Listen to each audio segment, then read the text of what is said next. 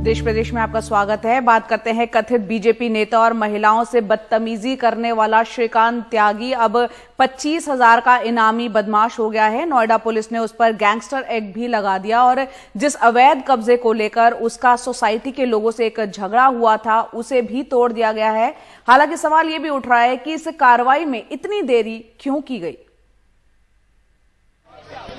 सोमवार सुबह करीब 9:30 बजे नोएडा अथॉरिटी का ये बुलडोजर ओमेक्स ग्रांड सोसाइटी में कथित बीजेपी नेता श्रीकांत त्यागी के घर पहुंचा और घर के आगे और पीछे के अवैध कब्जे जमींदोज कर दिए। उसके घर के सामने पार्क में अवैध तरीके से लगाए गए पेड़ भी उखाड़ दिए गए। श्रीकांत ने अपने ग्राउंड फ्लोर के घर से बेसमेंट जाने के लिए दीवार तोड़कर अवैध तरीके से एक खुफिया रास्ता बनाया हुआ था, उसे भी बंद कर दिया गया। योगी जी के इस कार्रवाई से बहुत ज्यादा यहाँ के रेजिडेंट खुश हैं और जो नोएडा अथॉरिटी है उनके सीईओ हैं उनकी भी इस कार्रवाई से बहुत खुश हैं। हालांकि उन्हें ये एक्शन पहले ले लेना चाहिए था, लेकिन जो हुआ देर आए दुरुस्त आए। जब तक सूरज चांद रहेगा। इस कार्रवाई से सोसाइटी के लोग इतने खुश हुए कि लोगों ने तालियां बजाकर मिठाई बांटी। ये नज़ारा कुछ इस तरह था जैसे किसी फिल्म में खलनायक की हार हुई हो। जो आज अथॉरिटी ने कार्रवाई करी, नोएडा अथॉरिटी ने, हम बहुत खुश हैं। यहाँ नोएडा के डीएम को थैंक्स बोलना चाहेंगे और अथॉरिटी को थैंक्स बोलना चाहेंगे, बीजेपी टीम को थैंक्स बोलना चाहेंगे। कुछ हद तक हमारी जीत हुई है। यह अतिक्रमण हम रोज देखते थे और हमें बुरा लगता था कि हमारे आंखों के सामने ये बन गया और हम कुछ नहीं कर पाए, लेकिन आज योगी जी ने इसको गिरा के हमारी डेमोक्रेसी की, हमारी जनता की, आम जनता की आवाज को बुलंद किया। इससे पहले रविवार रात 7 लोग जबरन ओमेक्स ग्रांड सोसाइटी में घुसने की कोशिश कर रहे थे। आरोप लगा कि ये श्रीकांत त्यागी के भेजे हुए गुंडे हैं। जब सोसाइटी के लोगों ने उन्हें घेर कर हंगामा शुरू कर दिया तो बीजेपी के सांसद महेश शर्मा भी वहां पहुंच गए। उन्होंने कहा कि वो शर्मिंदा हैं कि उनकी सरकार में ये सब हो रहा है।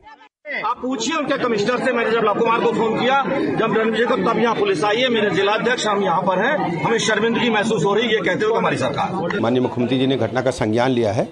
किसी भी अपराधी को हम छोड़ेंगे नहीं, जो भी कानून तोड़ेगा उसके खिलाफ हम कड़ी कार्रवाई करेंगे। इसके बाद नोएडा के डीएम, कमिश्नर और विधायक पंकज सिंह पीड़ित महिला से मिलने पहुंचे। फिर कार्रवाई शुरू हुई। पीड़ित महिला को सुरक्षा दी गई। श्रीकांत पर गैंगस्टर एक्ट लगा दिया गया। उसकी व्यावसायिक गतिविधियों की जांच शुरू कर दी गई। स्थानीय थाने के एसएचओ को सस्पेंड कर दिया गया और उसके 7 करीबियों को गिरफ्तार कर लिया गया।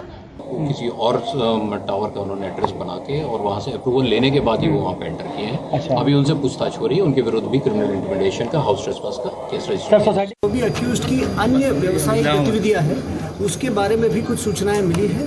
उसके लिए तत्काल टीम गठित किया गया है, विभिन्न विभागीय टीम गठित किया गया है और उन टीम्स द्वारा उनकी जो अन्य व्यवसायिक गतिविधियां हैं उस पर भी जो कानूनी जाँच करते हुए नियमानुसार कानूनी कार्रवाई की जाएगी।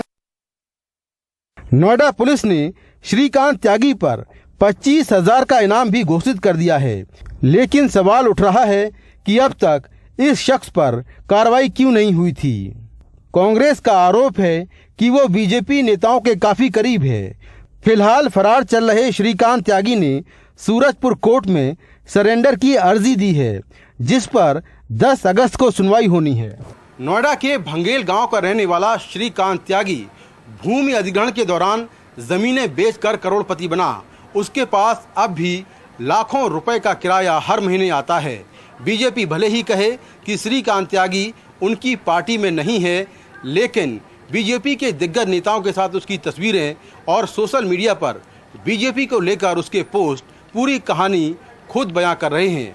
ये बात और है कि शुक्रवार तक खुद को दबंग बताने वाला श्रीकांत त्यागी अब 25,000 का इनामी बदमाश हो चुका है। नोएडा से कैमरामैन मोहम्मद मुसलिन के साथ मैं मुकेश सिंह, एनडीटीवी इंडिया।